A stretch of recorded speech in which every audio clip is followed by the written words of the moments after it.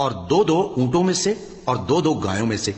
ان کے بارے میں بھی ان سے پوچھو کہ اللہ نے دونوں کے نروں کو حرام کیا ہے یا دونوں کی ماداؤں کو, یا جو بچہ ماداؤں کے پیٹ میں ہے اس کو.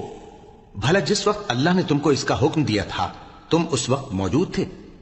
اب اس شخص سے زیادہ کون ظالم ہے جو اللہ پر جھوٹ باندھے تاکہ بے جانے بوجھے لوگوں کو گمراہ کرے.